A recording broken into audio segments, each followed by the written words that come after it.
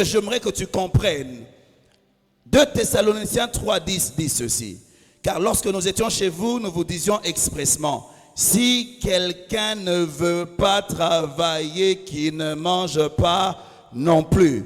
Nous apprenons cependant qu'il y a parmi vous quelques-uns qui vivent dans le désordre et qui ne travaillent pas, qui s'occupent de futilités. Dieu a dit à Adam, tu mangeras à la sueur de ton front. Un semeur, c'est un travailleur.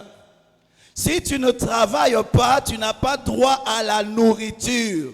Je le répète, si tu ne travailles pas, tu n'as pas droit à la nourriture. La nourriture est pour les travailleurs. Si tu ne sèmes pas, tu n'auras pas de moisson. Et ici, j'aimerais que quand tu penses à la sémence, que tu penses au travail. Que tu penses au travail. Tu ne transpires pas. Vous savez, lorsqu'on parle de transpiration, ce n'est pas seulement la transpiration du corps. Il y a aussi la transpiration du cerveau. D'ailleurs, la transpiration du cerveau rapporte même plus que la transpiration du corps. Si tu ne travailles pas, tu n'as pas droit à la nourriture. Tu n'es pas un sémeur. Et c'est que je trouve bizarre. La Bible dit que dans l'église, il y a des gens qui vivent dans le désordre. Je croyais qu'on allait parler des impudiques. Je croyais qu'on allait parler des voleurs et des menteurs. Mais non. Les gens qui vivent dans les désordres, ce sont les gens qui ne veulent pas travailler, mais qui veulent manger. Ils brisent un ordre établi. Demande à ton voisin, tu vis dans l'ordre ou dans les désordres? Comment tu veux manger, tu n'as pas travaillé? Je dis, comment tu veux travailler? Tu veux manger, tu n'as pas. Comment tu peux t'asseoir sur une chaise et tu n'as pas acheté la chaise? Alléluia. Comment? C'est un désordre que de chercher à bénéficier d'une récolte quand on n'a pas sémé. Une autre loi, un autre principe, Ecclésiaste 5:12. Le sommeil du travailleur est doux, qu'il ait peu ou beaucoup à manger. Un homme qui travaille dort avec une certaine satisfaction d'avoir travaillé. Parce que quand tu as travaillé, tu as sémé. Il y a de l'espérance pour quelqu'un qui a travaillé. Il y a de l'espérance pour quelqu'un qui a travaillé. Proverbe 14:23. Tout travail procure de l'abondance, mais les paroles en l'air ne mènent qu'à la disette. Tout travail. Quand on dit abondance, il y a la prospérité, mais la vérité c'est que le travail ennoblit l'homme. Un homme qui travaille, on le respecte. Quand tu veux te marier, tu veux demander la main d'une fille à son père. L'une des questions que son père va te demander, tu fais quoi dans la vie? Ça veut dire quoi? Est-ce que tu travailles? Pourquoi? Si tu ne travailles pas, ma fille, comment elle va manger? Frère, avant de chercher une femme, cherche le travail. Parce qu'il faut de la nourriture à la maison. Et le beau-père, ce n'est pas qu'il n'est pas spirituel. Lui aussi, il a une femme, il a des enfants. Il sait qu'un homme qui ne travaille pas ne pourra pas prendre soin d'une femme et il ne pourra pas prendre soin des enfants.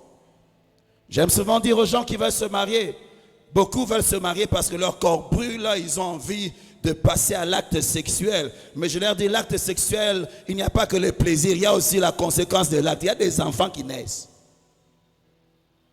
D'ailleurs, la responsabilité dépasse même le plaisir. Parce que l'enfant qui naît, déjà la femme, quand elle tombe enceinte, l'argent commence à sortir. Elle doit aller à l'hôpital. Et ça dépend d'une grossesse à une autre. C'est des dépenses. C'est-à-dire qu'il n'y a pas que le mariage, ce n'est pas un endroit de plaisir, seulement de responsabilité. Quand ta femme est enceinte, le gynécologue a besoin d'argent. Quand ta femme doit accoucher, le gynécologue a besoin d'argent. Quand l'enfant sort, le pédiatre a besoin d'argent. L'enfant grandit, l'école aussi a besoin d'argent. L'école dépasse, la maternelle, on va l'université a besoin d'argent. Ça fait des responsabilités de presque 25 ans. Alors quand tu ne travailles pas, comment tu vas oser aller faire une famille? Celui qui ne travaille pas, il ne mange pas. Alléluia. Demande à ton voisin, tu as mangé aujourd'hui? Est-ce que tu avais travaillé pour ta nourriture? Seuls les enfants ont le droit de manger sans travail. J'ai dit, seuls les enfants ont le droit de manger sans travail. Si tu as 30 ans, ton père te nourrit, tu es un gamin de 4 ans et de 5 ans. J'espère que je vais blesser quelqu'un pour le réveiller. Si tu as 30 ans, c'est ton frère qui te nourrit, tu es encore un gamin. J'ai toute la tutelle. les enfants qui grandissent à l'étranger, leur rêve, c'est d'avoir 18 ans. Et ils te menacent. Ils disent, papa, à 18 ans, je quitte ta maison. Ils te menacent. Dès quand ils sont petits déjà, même à l'école secondaire, pendant la pause, ils cherchent des petits jobs parce qu'ils travaillent pour leur autonomie. Seuls les enfants ont le droit de manger sans travailler. Si tu manges sans travailler, tu es un gamin, quel que soit ton âge. Tu as des couches, même si tu portes un pantalon.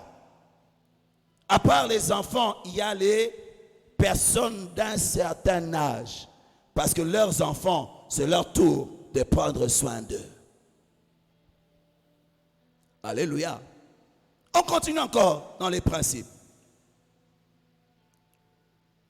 Vous avez remarqué que quand tu ne travailles pas, on ne te respecte pas. Qui a déjà remarqué? Quand il y a les deuils dans la famille, est-ce qu'on t'appelle? On ne t'appelle pas. Parce qu'on sait que tu ne vas rien donner. Oh non, dans cette famille, ils sont matérialistes. Non, ils respectent le travail. Ils savent qu'ils vont t'embarrasser pour rien. Tu vas donner des idées, mais des idées sans argent. On ne va pas te respecter. Et tu vas voir que même quand tu es l'aîné de la famille, les petits frères là qui travaillent et que Dieu a béni, il a plus de poids. Parce que quand il dit le budget c'est 10 000 $, on sait qu'il peut te donner au moins 5 000 $. Mais toi quand tu dis le budget c'est 10 000, tu n'as même pas 100 $. Le travail ennoblit. Le travail donne le poids. Il donne le respect. Il donne le respect. Oh non, on me méprise parce que je suis chrétien. Non, on te méprise parce que tu ne travailles pas et tu ne gagnes pas d'argent. Alléluia. Proverbe 18, 9. Celui qui se relâche dans son travail est frère de celui qui détruit. Vous savez, frère, les responsabilités qu'on a dans la vie prennent du temps. Regardez, moi j'aime bien prendre l'exemple des enfants. Il y a un niveau de vie, un style de vie que je veux donner à mes enfants. Alors, pour leur donner cette éducation, ce niveau, je dois choisir l'école où je vais les mettre. Je vais choisir l'école d'un certain standing. Après l'école, bien, je dois garder le même standing à l'université. Parce qu'un enfant qui étudie dans les écoles privées, il étudie dans les bonnes écoles privées, et puis à la fin, tu l'envoies. Ça peut les traumatiser. Quand tu commences, il ne faut pas t'arrêter. Le travail des parents ne s'arrête pas. Tu ne peux pas t'arrêter à l'université. Si tu éduques tes enfants pour qu'à l'université, ils aillent à l'étranger, tant qu'ils ne sont pas partis et qu'ils n'ont pas fini, tu n'as pas le droit de te reposer, d'arrêter. Parce que tu risques de détruire tout ce que tu as investi avant. Quand vous regardez ici à ma campagne, je vois des enfants qui parlent bien français. Tu sens qu'ils ont étudié dans des très bonnes écoles. Mais ils n'ont pas fini les études. Ils n'ont pas de diplôme universitaire. Parce que quand papa devait les envoyer à l'étranger, papa a couillé. Et puis il leur a demandé d'aller au campus, mais ils ne sont pas formatés pour... Le campus, il faut être un guerrier. 3000 personnes dans une salle de classe, il faut être un guerrier. Je dis, il faut être un guerrier. Quelqu'un qui réussit au campus, c'est un guerrier, c'est un combattant.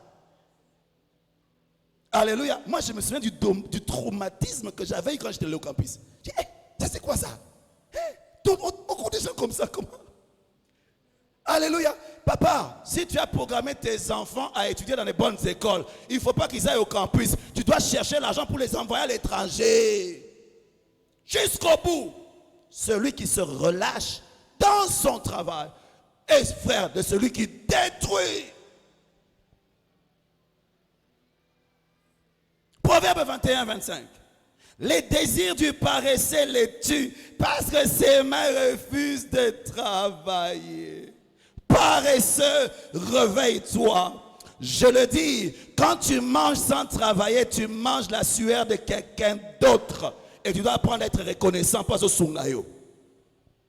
Et seuls les enfants ont le droit de ça. Seuls les enfants ont le droit de ça. Dernièrement, j'ai vu mes enfants quand ils sont venus en vacances. Je regarde la tablette qu'ils ont. Et je dis, ça c'est le dernier iPad. Moi, ma tablette, je l'ai eu en 2010. Même si je décide d'offrir ça à mes enfants, ils vont refuser. Parce que même si je décide d'aller vendre ça, normalement, il n'y a pas de prix, c'est 0, c'est même moins 10. C'est ça ma tablette. Mais moi, j'ai ça. Mais ma fille, elle a, parce qu'à son école, on exige les derniers. Elle peut avoir les derniers. Je travaille pour elle, je souffre pour elle. C'est le rôle des parents. Je regarde le téléphone de ma femme, je dis, ah, tu as un beau téléphone. Hein? Moi, heureusement quand même que j'ai été sauvé dernièrement. Mais, papa et messieurs, moi, les prix de téléphone, tant que ça marche, mais eux, ils ont le droit de jouir de ma sueur. C'est ma responsabilité. Je veux parler aux hommes. Quand tu te maries, sois un garçon, sois un homme. Sois un homme. Il faut qu'il y ait une différence entre une femme mariée et une fille célibataire. La fille qui habite chez son père reflète le niveau de son père. Mais la fille qu'on a épousée, son mari doit être capable. Toi, tu peux t'habiller bizarrement, mais pas ta femme. Parce que la valeur d'un homme, ce n'est pas dans ses habits, c'est dans les habits de sa femme.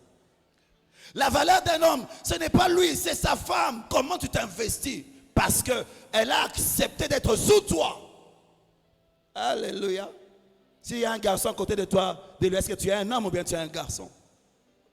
Je prie que cette église soit une église des hommes.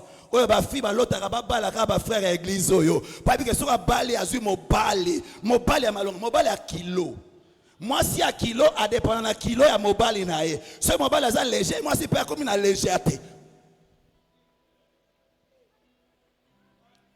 Alléluia. Alléluia. Est-ce que Zokota? Est-ce que Zokota? Ça va?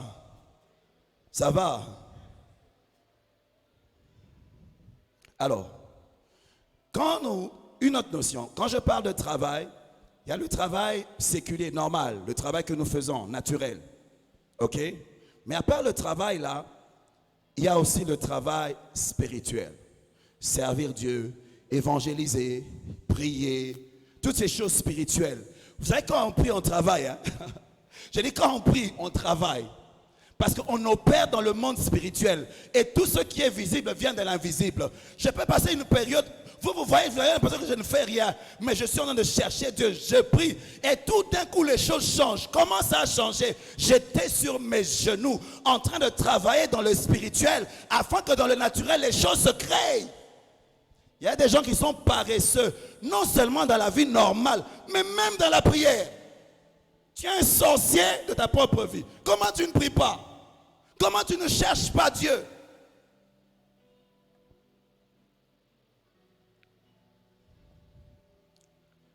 Écoutez, à part ça, il y a, comme je dis, il y a des actes spirituels. Je vais donner deux principes.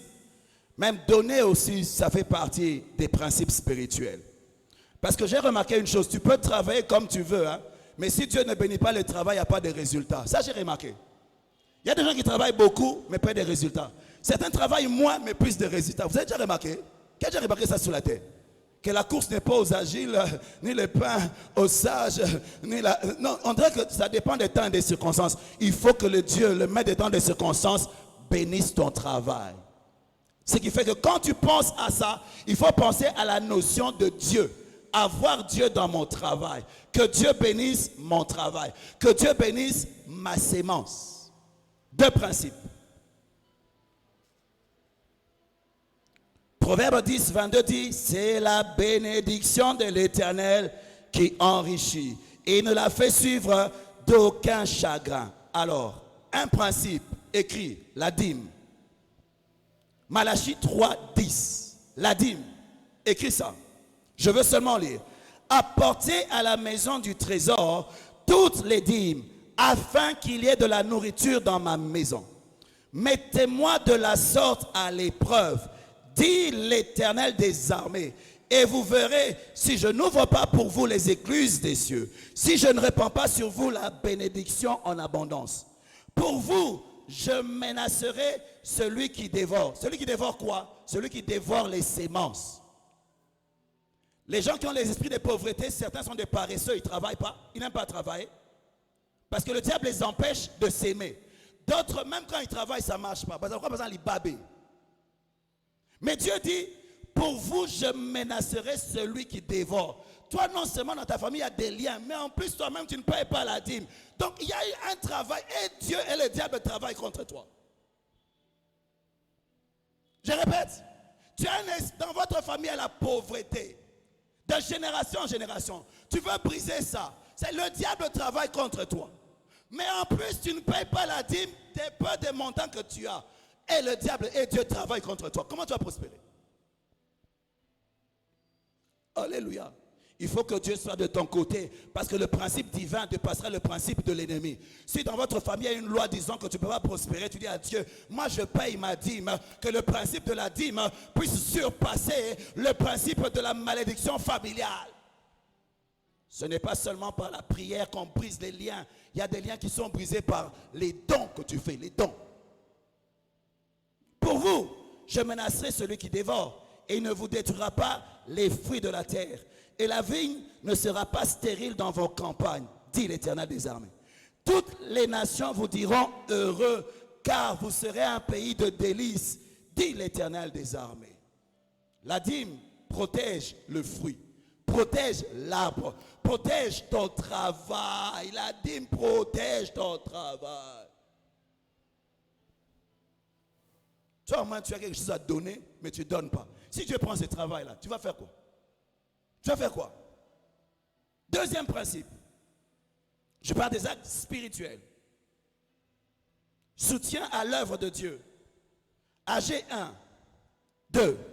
Ainsi parle l'Éternel des armées. Ce peuple dit, le temps n'est pas venu, le temps de rebâtir la maison de l'Éternel. C'est pourquoi la parole de l'Éternel leur fut adressée par AG le prophète en ces mots. Est-ce le temps pour vous d'habiter vos demeures lambrisées? Les demeures lambrisées, c'est des demeures chères, des demeures bien bâties. Est-ce pour vous le temps d'habiter dans vos belles maisons finies, alors que la maison de Dieu est un chantier? Il dit, quand cette maison est détruite, ainsi parle maintenant l'Éternel des armées. Considérez attentivement vos voies. Vous sémez beaucoup et vous recueillez peu. Vous mangez et vous n'êtes pas rassasiés. Vous buvez et vous n'êtes pas désaltérés. Vous êtes vêtus et vous n'avez pas chaud. Vous savez, aux gens bon gars, hein? Quand j'ai remarqué ça, tu as un salaire pour survivre. Donc ceux qui à la fin du mois est coquille, une semaine après, bon récit. Ce n'est pas qu'il y a zéro, mais tu vis à un niveau de... Hein, ce n'est pas l'excellence, ce n'est pas l'abondance. Ce n'est pas l'abondance. Tu survis. Tu survis. Alors Dieu te dit, regarde pourquoi tu survis. Montez sur la montagne, apportez du bois et bâtissez la maison. J'en aurai de la joie, je serai glorifié. Quand nous bâtissons la maison de Dieu, Dieu a la joie et il est glorifié. J'ai regardé le rapport des partenaires par rapport à l'achat parcelle. On n'a que $5,000 après plus de 2 ans et demi. Ce n'est pas normal.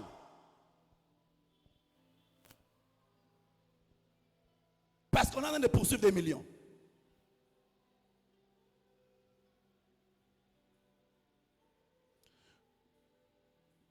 Vous comptiez sur beaucoup. Voici, vous avez peu. Vous l'avez rentré chez vous. J'ai soufflé dessus. Pourquoi, dit l'Éternel des armées? À cause de ma maison qui est détruite. Tandis que vous vous empressez chacun pour sa maison. C'est pourquoi les cieux vous ont refusé la rosée. La terre a refusé ses produits. J'appelle la sécheresse sur le pays, sur les montagnes, sur le blé, sur le mou, sur l'huile, sur ce que la terre peut rapporter, sur les hommes et sur les bêtes, et sur tout le travail des mains. Les actes spirituels. Celui qui donnait aux pauvres, aux veuves, aux serviteurs de Dieu, aussi, c'est une clé spirituelle. Proverbe 19, 17 dit, celui qui a pitié du pauvre prête à Dieu, qui lui rend selon son œuvre. À part ça, il y a des actes spirituels. Les actes spirituels, ce sont des choses où Dieu vient, il te dit quelque chose. Il dit, toi, fais ça, pose cet acte. Chaque fois que Dieu parle, il y a quelque chose qu'il veut faire dans ta vie. Quand tu obéis, il y a des miracles qui viennent. J'aime appeler ça comme, vous voyez la piscine de Bethesda. Quand un ange venait, il secouait l'eau. Qu'est-ce qui se passait? La première personne qui se jetait dans l'eau était guérie. Quand Jésus dit à Pierre, viens, marche sur les eaux. Pierre sort parce que Dieu avait parlé, l'atmosphère avait changé. On peut être au même endroit, mais quand Dieu te donne une parole, l'atmosphère de ta vie change. Une saison change que les gens ne voient pas. L'eau était toujours haut, Mais Pierre avait reçu une parole de Dieu. Viens. Il a marché sur les eaux. Les gens attendaient de voir une palissade dans les eaux. Mais non, la parole de Dieu, c'est l'endroit, le pont que Dieu te donne pour marcher sur les eaux. Les actes spirituels. Maintenant, je veux commencer le message, après avoir introduit. La première des choses, j'aimerais parler de la sémaille. 2 Corinthiens 9:10 dit, celui qui fournit de la sémence au sémeur et du pain pour sa nourriture, vous fournira et vous multipliera la sémence. Il augmentera le fruit de votre justice. Je prie que Dieu multiplie ta sémence au nom de Jésus. Je prie qu'il te donne la force de travailler. Je dis, je prie qu'il te donne la force de travailler. Et je prie que Dieu te donne les moyens d'investir. Parce qu'il y a des gens ici, ils ont le cœur à faire des choses, mais il n'y a pas de moyens. Le Dieu qui donne la sémence, je prie qu'il te donne, afin que tu sois capable de faire ce que Dieu attend de toi. Mais vous avez remarqué, on donne la sémence à qui? Pas aux paresseux, aux sémeurs. On donne la sémence à qui? Aux bosseurs. On donne la sémence à qui? Aux travailleurs. Dieu n'aime pas gaspiller. On donne la sémence. Le sémeur, c'est une identité. Un paresseux, quand tu lui donnes, tu as jeté. Je n'ai pas voulu utiliser les termes, on dit gaillard zéro. 0 fois 1000, c'est toujours 0. 0 fois 1 million, c'est toujours 0. Un homme qui ne fout rien, tu lui donnes l'argent, tu as perdu. Je me souviens encore du $100 que j'avais donné. Vous vous souvenez de mon histoire? Je vous ai raconté. Le garçon qui a l'habitude de faire les matolos. Oh, pasteur, l'homme de feu, l'homme de nini. Il m'a fait tous ces trucs. Moi, ces choses-là, ça ne marche pas. Je dis, petit, je vais donner l'image, la vidéo d'un homme qui n'avait ni main, ni pied, mais qui est millionnaire. Parce que c'est un bosseur. Parce que quand Dieu, quand il ne te donne pas certaines choses, il te donne toujours quelque chose qui peut t'aider à prospérer. Il n'y a personne qui vient sur la terre sans sémence. Chacun d'entre nous a une sémence. Il faut seulement fructifier ce que tu as. N'envie pas les autres. Travaille ce que tu as. Je dis, yo, ça gaillard, mon bimba. Je vais montrer. Il est venu ici, il a fait une fausse repentance. Je vais demander de me donner le projet de business. Il m'a demandé $300 pour faire une cabine et vendre des ketchs, des chaussures d'occasion. Chaussures d'occasion. Non, on dit tombola. Chaussures d'occasion, c'est quoi? Les chaussures d'occasion, c'est les tombola. Tombola, friperie. Alors, je dis 300, c'est beaucoup. Si tu n'as jamais produit $100 dans ta vie, si on te donne 300, c'est trop pour toi. J'ai dit, je te donne $100. J'ai donné $100, il a disparu de l'église et du quartier. Dernièrement, je conduisais, je l'aperçois au loin, en train de faire les matolos, comme d'habitude. Donc, mon Sili, à connaître ce que ça l'ambiance, et Sili, et Ramoninga Akimi. J'ai dit quoi? J'ai gaspillé, mais Dieu ne gaspille pas. J'ai donné à quelqu'un, en lui, il n'y avait encore rien. Il fallait que je lui demande, viens à l'église, même pendant une année, qu'on travaille l'intérieur. Après, on allait te donner. J'ai gaspillé. Frère, si tu es paresseux, tu vas continuer à être pauvre et pauvre. Parce qu'il faut être un sémeur, un bosseur. L'église, nous devons être des bosseurs.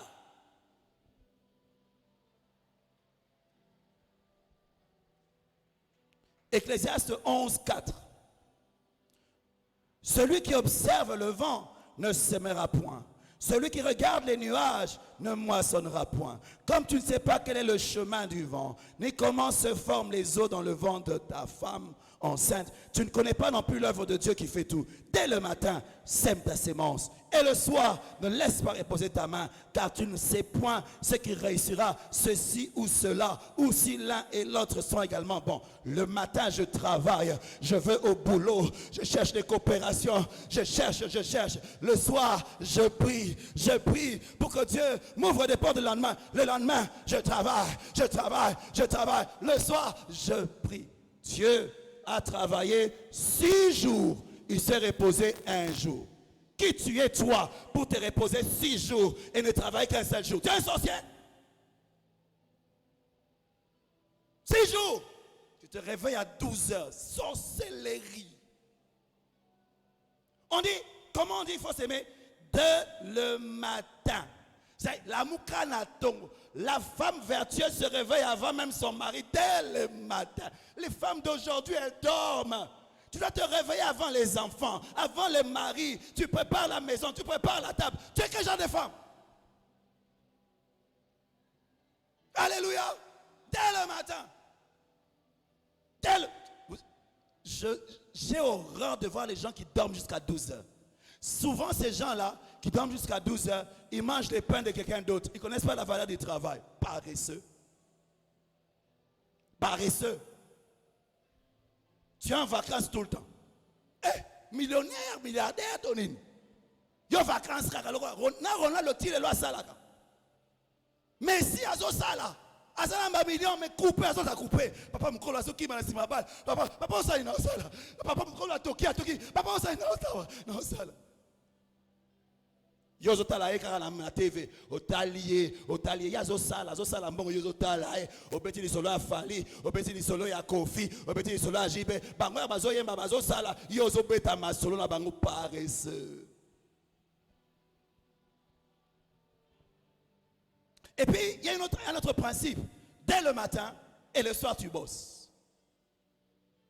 Vous savez, quand les 20e de la classe dorment, les premiers ne dorment pas, ils étudient. Vous savez ça? Qui a déjà fréquenté un premier de la classe? Les premiers n'étudient pas comme les autres. Hein? Mais les derniers, ou bien au milieu là, regarde comment tu travailles. Mais les premiers, la nuit quand on dort, ils travaillent. Mais toi, regarde ta vie. Tu sèmes un peu, tu moissonnes un peu.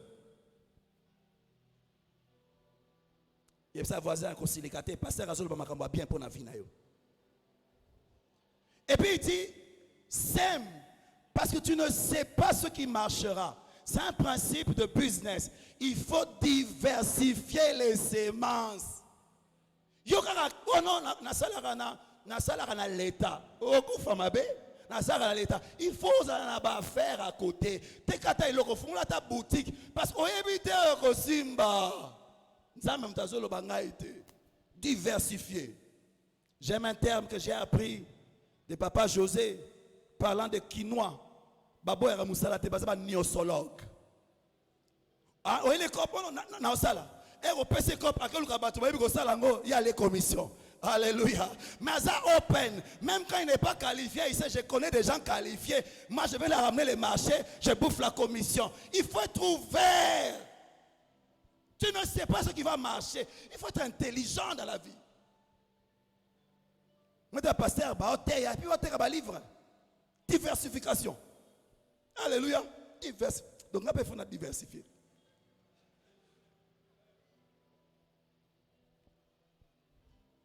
Ne t'arrête pas sur un échec. Ceux qui font le business savent, on échoue beaucoup. Mais si tu lâches, tu meurs. Tu te relâches. Mais quand tu te continues à bosser, tu as de l'espoir que ça va marcher. Mais je vais vous dire, même les architectes, ça te prend 10 ans pour commencer à faire l'argent, n'est-ce pas? Gloire, tu as combien d'années déjà là? 5 ans. Tu vois, plus ça passe, plus tu as de la valeur et du poids, plus des bons marchés viennent. C'est comme ça que ça marche. Mais ce bien, je vais travailler, mais on ne me paye pas bien. Non, tu apprends à travailler. La maîtrise que tu acquiers te permettra de faire plus d'argent. Ne relâche pas. Ce n'est pas au premier marché qu'on fait de l'argent. Dieu travaille en toi avant de te donner les moyens. Et souvent, ça passe par des échecs. Je dis des échecs. Pierre a péché toute la nuit et s'imbité. Jésus lui dit, va en pleine eau, jette. C'est vrai que j'ai échoué, mais je vais encore essayer. Je dis à quelqu'un, essaye encore. Envoie un autre CV. Essaye encore. Commence un autre business. Essaye encore. Soit tu persévères dans ce que tu faisais, soit tu diversifies. Change. Sur ta parole, je vais oser. Abraham, tu n'as pas d'enfant. Ton corps est usé. Tu es fatigué. Mais Dieu te dit, l'année prochaine, alors un vieux corps va vers une vieille dame. Parce que Dieu a parlé. Et parce que Dieu avait parlé, il y avait des changements dans le corps de Sarah. Mais qu'Abraham ne pouvait pas voir. Copra na Congrès de Simbate. 10 ans. Maintenant, la Bésico est changé. Maintenant, le changement est l'Ilobanangaï est créé un environnement fertile. Je veux parler à quelqu'un, tu as essayé. Le médecin aussi a dit des choses. Ce n'est pas grave. Dieu te dit, va vers Sarah. Cette fois-ci, Eko Simba. Eko Simba. Je prie que Dieu restaure l'attente du sémeur. Je prie que Dieu restaure l'espérance du sémeur. Parce que celui qui sème doit s'aimer avec espérance. Que Dieu restaure. Ne t'arrête pas sur l'échec. Essaye encore. Nous avons dit que la sémence, c'est l'effort que tu fais. Le travail que tu fais. Aussi le bien que tu investis. Écoutez ce principe. Dans tout ce que nous recevons de Dieu, dans tout ce que Dieu nous donne, il y a le fruit qu'on doit manger, mais il y a la sémence dans le fruit. Tout ce que tu reçois de Dieu, il y a une part pour toi, mais une part que tu dois encore investir. Je vais prendre un exemple dans le business. Tu as un business de $1000, ok? Tu investis ça dans un aspect. Tu gagnes $500. Alors, à la fin de l'année, tu as $1500. Papa Eli, tu fais quoi de $1500? Si je mange les $1500, qu'est-ce qui arrive à ma vie? Vie et salinini et suki. Parce que n'allié mou kokoli na manga. Yokangai. Bah, on allait mou kokoli na manga. Tu vas avoir une récolte, mais ça ne peut pas continuer. Il y a des parents qui ont des enfants comme ça. On leur a appris à travailler, on leur a appris à manger l'argent des parents, mais on leur a pas appris à s'aimer. Ce qui fait qu'à la mort des parents, la pauvreté commence. $1500 au roulé en côté. Parce que dans ce que tu as, il y a la sémence, il y a ce que tu peux manger. Les choses qu'on ne touche pas, le capital, $1000. Parce que ta prospérité, c'est quand le capital augmente. Et que tu peux faire aussi des économies. 1000, tu ne touches pas.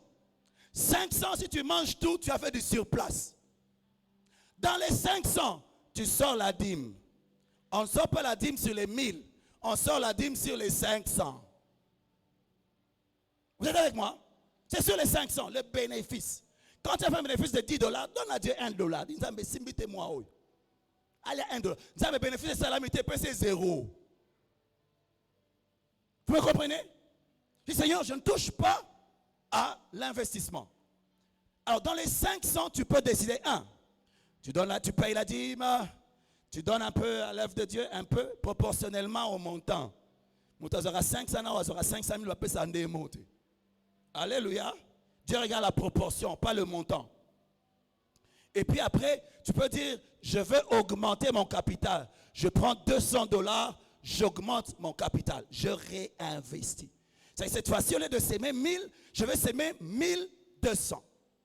Et puis je peux dire peut-être $100, je commence une autre affaire. Je diversifie. Alléluia. Parce que je ne sais pas quel domaine va prospérer plus que les autres. C'est le même principe spirituel. Au lieu de $100. Il faut un niveau à 1500 il faut plus au niveau à $100. Si niveau n'est mata, il ne faut pas être pressé. Chaque saison a un comportement. Quand tu vas en avance par rapport à ta saison, recouvre pamba. Alléluia. Je vous avais dit, ma première voiture, c'était une Mercedes. Car on est salanga boye. Nazalanga piaké. Nana mbongo somba voiture de bakabeli ngambo Mercedes. N'avez pas que carburant Mercedes era cher. Vous savez que j'avais une voiture, mais je sortais, j'allais au boulot à pied. Bon, car on est au Bomangaï. Ça là, nous se compte à la carte. Non, que ma colo. Non, parce que celui qui te donne a le niveau de la Mercedes. Celui qui reçoit n'a pas le niveau. Quand quelqu'un te donne, il te montre son niveau. Mais toi qui as reçu, tu n'as pas le niveau. Alléluia. Et quand elle est tombée en panne, $200, un salaire est à $250. $200 à pièce. Normalement, si j'étais sage, il fallait que je somba. Moi, ou bien ta moto. Parce que le principe de la prospérité, c'est d'évoluer à son niveau, petit à petit, petit à petit. Si tu sautes, la saison va te faire souffrir. Ne t'occupe pas des voisins, avance à ton rythme. Avance à ton rythme. Il n'y a pas de compétition. Malembe. Mobali na aza fonctionnaire, mobali moninga aza businessman. Yayo azwaka $200 à la fin du mois, ya azwaka $10,000. Oyo zo senga mobali aura téléphone ya mwasi ya mutana $10,000. Obomae. Zo chombo. Téléphone na eza na droit à écran te. Eza écran ya ko benga na ko yamba. Oza na droit WhatsApp te. Oza na droit internet te. Pour mobali eza na mbongo te. Alléluia. Est-ce que Jésus en a libéré un homme qui souffre? Sa femme le fait souffrir. Dans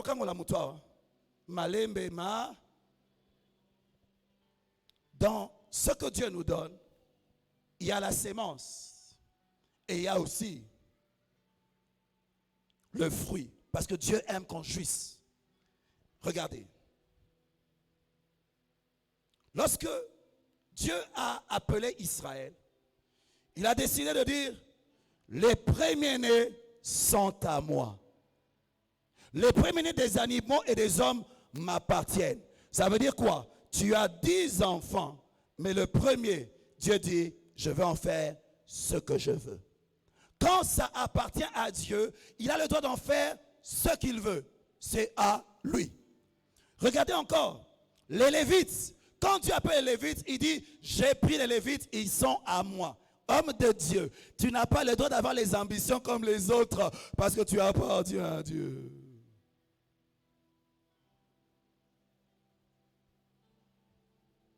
Tu ne veux pas avoir les mêmes rêves que les autres. Je veux voyager dans les mondes, je veux avoir une belle maison. Non, tu as été mis à part pour être une bouche. Si tu commences à avoir les mêmes ambitions que les autres, tu vas détruire ton appel. Je parle de ceux qui sont appelés à temps plein. Pas ceux qui sont appelés à temps partiel. Ou bien les bivocationnels. Mais les plein temps.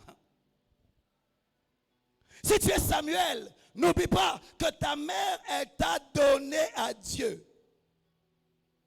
Tu es né pour servir Dieu. Vous savez, j'ai médité la vie de Anne.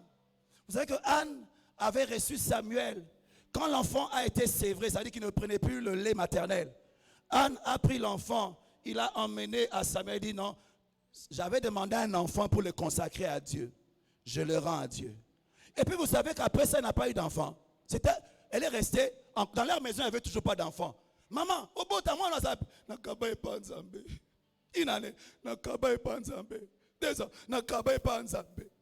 alors ils allaient au temple emmener des habits pour qu'on puisse habiller Samuel leur enfant. Mais et puis les enfants d'Élie ont commencé à faire n'importe quoi. On croit que Anne avait accouché. Et puis Samuel a commencé au cola. Je vais venir sur ça tout de suite là. Tu as de l'argent, tu gagnes $100. Dieu dit la dîme, on ne touche pas, c'est consacré. Droit de veto, interdit, ne touche pas. C'est consacré, les 10% appartiennent à Dieu. La question, tu es Jésus, tu es né pour être une sémence. Ta destinée, c'est d'être sémé. Samuel, tu es né pour être une sémence, être sacrifié.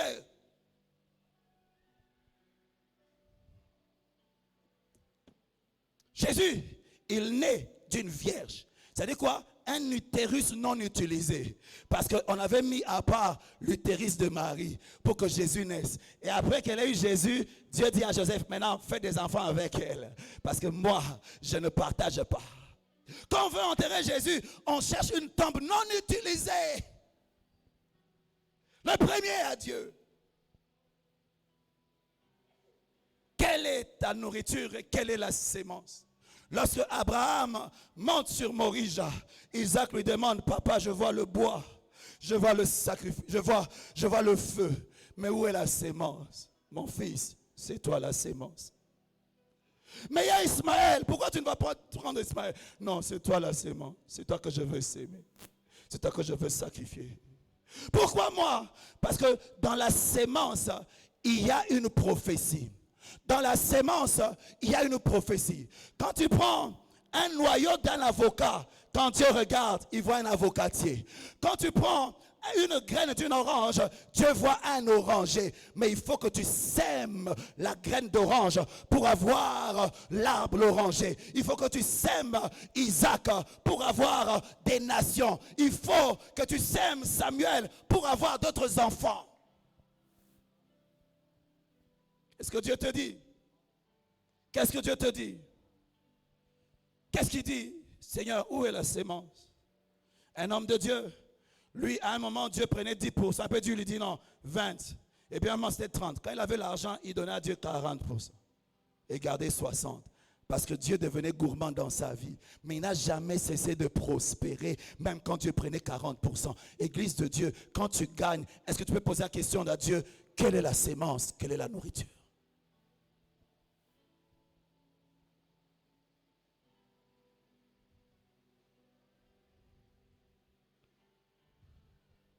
On ne sème pas Ismaël. Parce que Ismaël n'a pas de promesse. On sème le fils de la promesse. Parce que sur Isaac, il y a la promesse des nations. On sème ce qui a la promesse. La dîme, il y a une promesse dessus. Le prémisse, il y a une promesse dessus. On ne sème pas ce qu'on veut. Ismaël, c'est ce qu'on offre à Dieu selon soi. Tu dis à Dieu, j'ai décidé de donner autant. Non, Dieu dit non, demande-moi de te demander. Demande-moi. Demande-moi. Parce que quand Dieu parle, la promesse attachée à ce qu'il dit va se réaliser quand tu sèmes. Ne sème pas quelque chose qui n'a reçu aucune parole de Dieu. Dans le noyau, il y a une prophétie.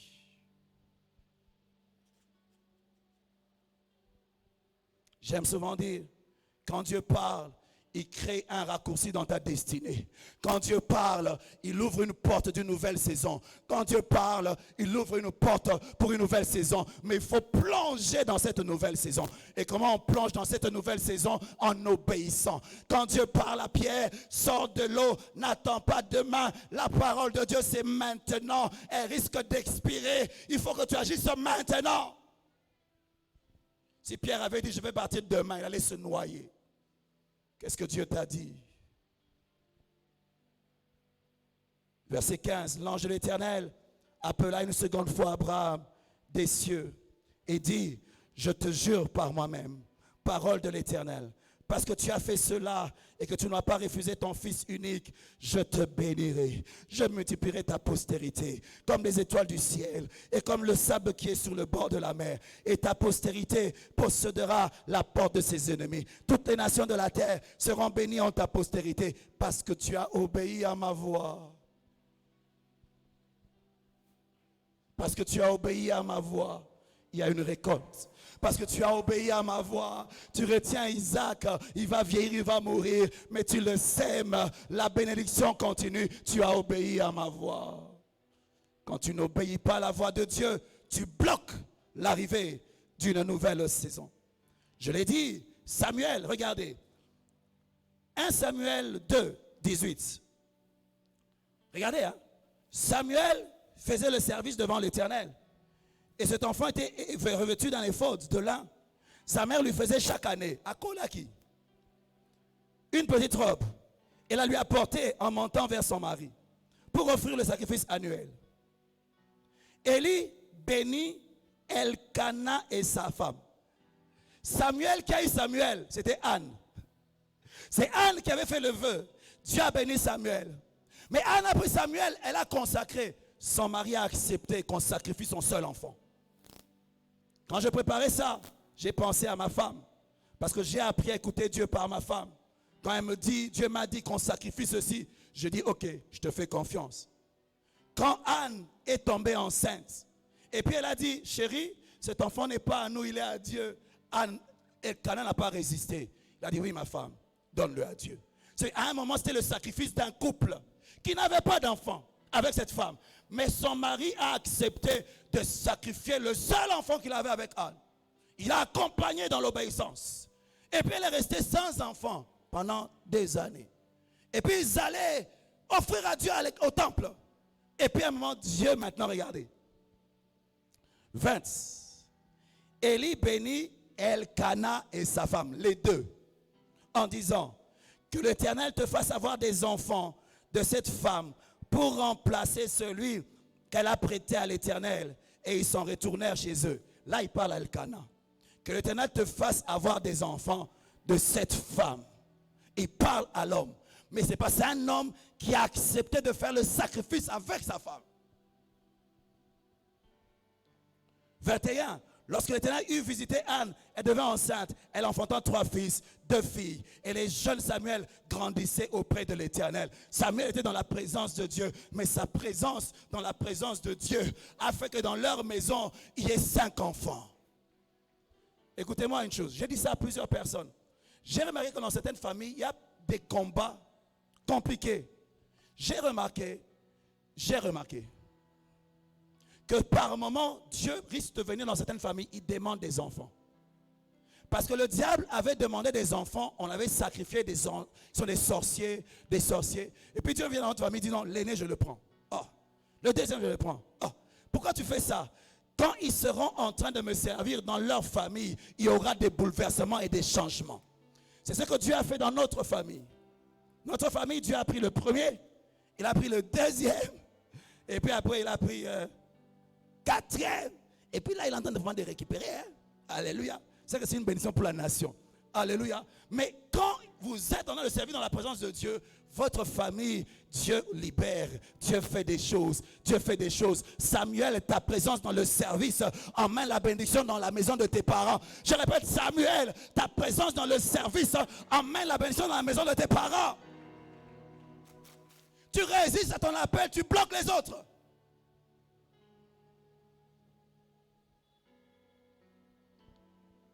Sacrifice. Papa aimé, j'ai remarqué, par moment, Dieu ne demande pas seulement les moukokoli, mais il demande tous les fruits. Tu dis à Dieu, mais je n'ai qu'un enfant unique. Oui, sacrifie-le. Seigneur, là, on arrête d'appeler seulement sacrifice, on l'appelle prémisse. Dieu avait un seul fils. Il a sémé afin d'avoir l'église. Quand tu sèmes le premier, ça devient le premier-né d'entre plusieurs.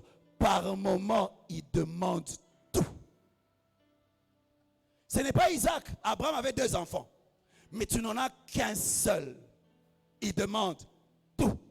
Pourquoi? Pour être le premier-né de plusieurs. Il demande tout.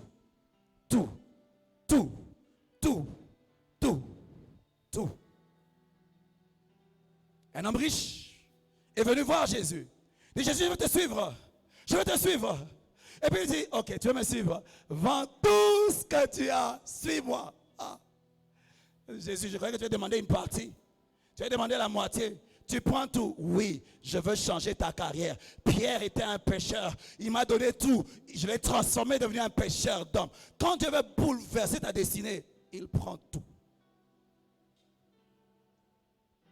Je vais vous raconter mon histoire. À un moment de ma vie, j'avais 2 voitures. À un moment. Et puis, 2. J'avais une. J'ai fait un vœu à Dieu. Seigneur, donne-moi une autre voiture. Je veux t'offrir celle-ci. Je veux offrir celle-ci. Dieu m'a donné une autre. J'ai oublié le vœu. J'ai eu une autre voiture. J'ai donné à ma femme. La plus belle que la mienne. Le principe normal, c'est ça. La femme roule dans une meilleure voiture que son mari. Je peux avoir un amen dans l'église ici? Hermine, regarde Victor. Dis-lui, est-ce que je peux avoir un amen? Dis, je peux avoir un amen? Alors, qu'est-ce qui s'est passé? Moi, j'avais la moins belle. Ma femme avait la plus belle. Je viens au pays, Dieu me rappelle mon vœu. N'oublie pas, quand Dieu te parle, il ouvre une porte spirituelle dans ta vie. Une nouvelle saison. Mais il faut que tu entres dedans. Il y a une saison. Le peuple d'Israël, Dieu leur dit, entrez à Canaan. Ils résistent, ils courent, ils refusent. Quand ils reviennent, la porte est fermée. Ils ne parviennent pas à entrer. Il faut saisir le moment. Mais je prie que Dieu fasse grâce à quelqu'un qui a raté le moment et que la saison revienne encore. Mais cette fois-ci, ne résiste pas, obéis. Par moment, Dieu peut te demander un bien, mais pour te visiter dans un autre domaine. Tu donnes une voiture, Dieu te donne un enfant. Par moment, c'est seulement une porte, il parle. Ne résiste pas. Alors, moi c'était un bien. Quand je rentre, je prêche sur Isaac à l'église. Je prêche sur Isaac.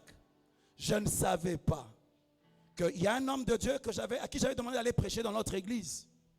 Quand il prêchait, Dieu parle à ma femme et lui dit, cet homme de Dieu est à pied parce que j'ai dit à quelqu'un de lui offrir une voiture, il ne le fait pas. Toi, prends ta voiture, donne. Mais il savait que la voiture là, c'est moi qui avais acheté. Elle ne peut pas donner comme ça, il faut qu'elle me demande. Je parlais de Samuel, n'est-ce pas? Alors, je rentre, je dis, chérie, j'ai prêché sur Isaac. Et puis je dis à ma femme, chérie, j'avais fait un vœu à Dieu, la voiture que j'ai, je donne ça à Dieu. Elle a commencé à rire. Elle me dit, chérie, tu sais, tel homme de Dieu que toi, tu avais demandé de prêcher ici. Quand il prêchait, Dieu m'a dit de lui donner ma voiture. Ma femme, quand elle donnait la voiture, elle se disait, bon, on rentre à la vieille voiture. Moi, quand j'ai donné ma voiture, je savais, on rentre à la nouvelle voiture. Mais on ne savait pas que Dieu avait pris les deux. Alors, elle me dit ça, j'arrête de rire. Parce que moi, je voulais avoir une seule voiture. Emmener les enfants à l'école, revenir, c'est compliqué. La raison est revenue. J'ai dit, ah, toi, tu es responsable. Est-ce que je passe à Moutouka? Ma voiture. J'ai pris ma voiture, j'ai sémé. J'ai pris sa voiture, j'ai pris ça. Irresponsable. Il passe à bon côté. J'ai commencé à conduire la voiture de ma femme. J'ai commencé à conduire la sémence. La sémence qui était née pour mourir. Moi, je suis en train d'entrer dedans. Je vais l'accident ma belle. Parce que la sémence, à Koufara, à Naliwa, à Katinae. La sémence, à la programmation va exploser. Nazo Bandela. À la sémence, ça va exploser. Alors, quand je conduisais la sémence, ma femme me disait, hé, au conseil l'accident, car a boyé, voiture paye baby. Or, je savais que un prophète, il n'est pas bon que Jésus soit lapidé. Il faut qu'il meure crucifié. On ne sacrifie pas Isaac n'importe qui. Il faut le sacrifier à Morija. Là où Dieu a demandé. Et puis j'ai résisté, je crois, 1 ou 3 mois. Et puis j'ai été convaincu parce que je freinais une nouvelle saison. C'était un sacrifice. Je n'avais pas de joie quand j'ai donné. Ça m'énervait. Abraham, quand il offrait Isaac, il ne riait pas. Je crois qu'il pleurait. Il dit, moi et les petits, on va l'adorer puis on va revenir. Et quand il est monté sur la montagne, là, c'est raté. Il m'a pas les lits. Putain, obéis à Dieu même en pleurant, mais obéis quand même. Parce que ce n'est pas le langage de tes pleurs. Ce ne sont pas les larmes qu'on sème, c'est la sémence qu'on sème. Même quand tu pleures, ça fait mal. Mais tu dis, je vais sacrifier. J'appelle l'ami. Je dis, mon cher, tu es où? Voilà ma sola m'a coussé. Mon cher, au zab. On en a bimi. Maintenant, ok, ça va. Nakati. Na sekate. Na kanda. Na kenda kuna bango, na tiki ba na classe. Après na zongi na kuna bango na bit pim. Moi c'est na bimi. Na ipse. Maman, Dieu a parlé à ma femme. J'ai précisé, a parlé à ma femme. Il a dit de s'aimer cette voiture. Prends la clé. C'était une carte comme ça là. Prends la clé. Elle est tombée, elle a commencé à pleurer. Moi, je n'avais pas d'émotion. C'était l'obéissance. C'était bolingoté. On a lingaï bango mingi. C'était non bolingoté. Et c'est quoi obéissance. Après, nazongi ndako makolo. Nzambe nangai. Nzele comme moulaï. Non mais ça olibom mate olibom mate sunga. Tuna bina makolo loke class negeni. Nzambe nangai. O buzo bate. Moi na koma kana ndako. Somo sanga siminga la siliki. 5 mois comme ça. Et puis après, c'est devenu des histoires. Moi, je ne fais plus d'économie pour acheter une voiture. J'ai dit, parce que j'ai ouvert le surnaturel na biloko wana. Ngana soma mutu ateono na tie 10 000, 20 000 na ça économie. On a biloko na sina le kango parce que eza makamba car eza makambo na kabela janzambe. Donc ngai bakar bakabelanga, na bikar bakabelanga. Na bikar bakabelanga. Ata kar na nango, eza pe mabete. Na somba te, Vous achèterez sans argent. Ouais. Nafani ka nanda kuboye. Hein? Ba pesanga ka mbongo mona sima mutu kana lia mbongo nyo ceci là. Nafandi quelqu'un priait chez lui, Azum Bongo. Abenga lisons. On vient de me donner un montant là, mais Dieu m'a dit que c'est pour ta voiture. Nakina na zwango, na benga papa aimé, tokena to soma mutuka mususu. Alléluia. Ngana soma ka mituka lisusu te. Na pas exemple nangai te, na pas exemple il y a grand frère nangai. Mon frère avait 2 voitures. Il avait une Mercedes et une Cherokee. Quand on lui donne la Cherokee, Dieu lui dit de me donner la Mercedes. Il avait 2 voitures et il venait de se marier. Il n'a pas dit ça c'est la voiture de ma femme. Il a obéi à Dieu. Il m'a donné la Mercedes. Mon frère, il a déjà donné à mes parents, je crois, 2 ou 3 voitures déjà. Les frères, les sœurs, en tout cas, Kaba mis tout cas. Et je me suis rendu compte d'une chose. Mon frère a les moyens de s'acheter les voitures. Hein. Mais je me rends compte que la plupart des voitures qu'il a, il est là. Babi kasa na mbongo asoma mutuka. Mais bakabela kae. Mikolo za na voiture moko so talent. Ata muso za na ngopesa. Bakabela yi. On donne à celui qui a. S'il a, il est un semeur. Un semeur, on lui donne. Celui qui a 5 talents, qui a 10, parce qu'il sait fructifier. Mais toi, tu vis par l'économie, parce que tu n'es qu'encore dans le domaine naturel. Tu ne veux pas déclencher le surnaturel dans ta vie. Je parle à quelqu'un là. Je parle de toi bien du voisin. Je dis, je parle de toi bien du voisin. Je le répète, tu peux être en train de chercher un enfant, mais Dieu vient et te dit, sème ta voiture. Quel lien il y a entre l'enfant et la voiture? Ce n'est pas la nature de la sémence, mais c'est l'obéissance qui ouvre des portes. Dieu sait faire des connexions. Quand Dieu parle, il ouvre un raccourci. Les gens disent, Ngolu calcule en Zambé, mais Ngolu est opéré en obéissance. On nous a visité un thé, ça là, au sala. Tu as une clé. La clé, c'est la sémence. Quand Dieu agite l'eau, utilise la clé. Tu vas ouvrir la nouvelle saison. Élargir l'espace de attente. On élargit aussi par les sacrifices. Le sacrifice, quand tu l'offres, tu sens. Et est-ce que c'est là et au Kabelanza? Olela. Oleli pendant mon coloso lela tabas une semaine. Olela kaka. Olela kaka. Mais Dieu, celui qui sème avec larmes, moissonnera avec chant d'allégresse. Je dis, celui qui sème avec larmes, moissonnera avec chant d'allégresse. Je suis en train de parler à des gens qui veulent un shift dans leur destinée. Yokanzambe! Yokanzambe. Par moment, la récolte d'hier, toute la récolte sera la sémence d'aujourd'hui, afin qu'il y ait un grand shift dans ta vie. Moi, je ne parle pas du voisin, je parle de ma vie. Ma femme, elle m'a fait ça. Ma femme, elle a sémé au Lekanga.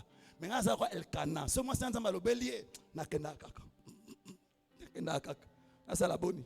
Nakenda kaka. Elle a déjà vidé notre compte. Elle m'en avait des comptes en devises. Je vais à l'église, on avait un besoin. Je vois une belle enveloppe qui entre. Les gens des finances, ils viennent, ils me disent, ah, pasteur, bon, il va dollar, il fait un taquinaye. Esprit à Epsinga, Christine. Quand on rentre à la maison, j'ai dit, chérie, économie n'a pas besoin de dollars et ça. Oh non, je voulais t'en parler un peu.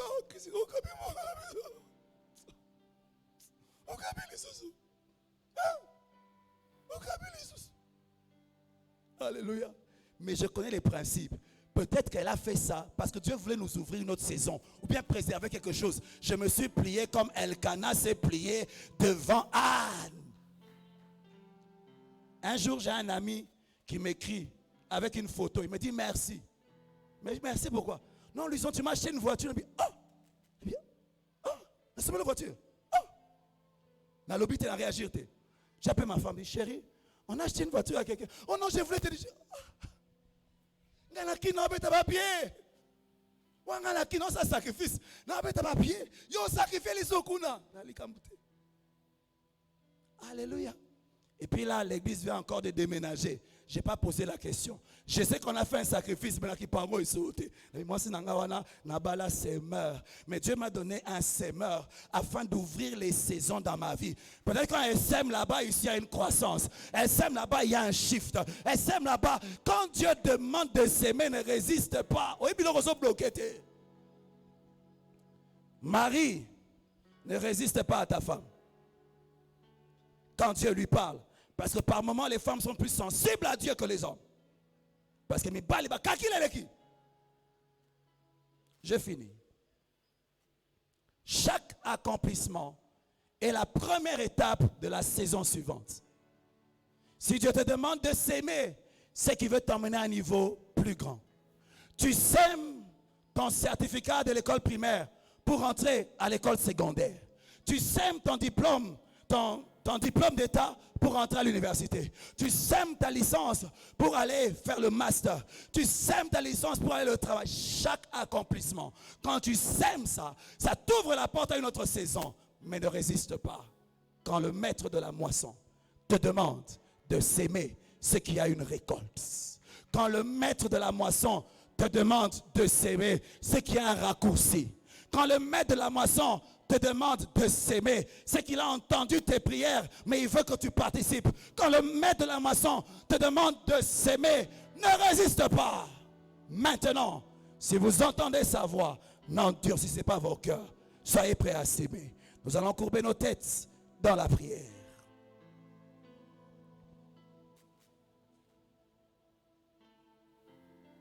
C'est une nouvelle saison qui commence dans l'église. Mais le Seigneur m'a demandé de vous parler de la loi de la sémence, de la sémaille et de la moisson. De la sémaille et de la moisson. Jusqu'aujourd'hui, tu bouffes la dîme, tu ne comprends rien. Rien du tout. Rien du tout. Il faut que tu décides. Il faut que tu décides. Il faut que tu décides. Il faut que tu décides. Il faut que tu décides. Il faut que tu décides. Il faut que tu décides. Le Seigneur m'a parlé. La première catégorie des personnes, c'est des gens qui volent à Dieu. Ils bouffent la dîme. Et à cause de ça, les choses, les bénédictions dans ta vie ne sont pas régulières. Tu voles ta protection.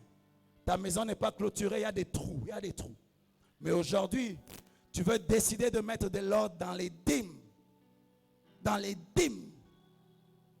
Dans les dîmes. D'autres personnes, à la fin du mois, ils ont l'argent pour leur vie, mais n'ont pas l'argent pour l'œuvre de Dieu. Le Seigneur m'a dit de te parler. Aujourd'hui, tu veux dire à Dieu, je décide de mettre de l'ordre. Chaque mois, il y aura une part pour toi. Chaque mois, il y aura une part pour toi. Parce que j'ai été enseigné, j'ai compris. La troisième catégorie des personnes, c'est des gens à qui Dieu avait parlé. Il avait ouvert une autre saison.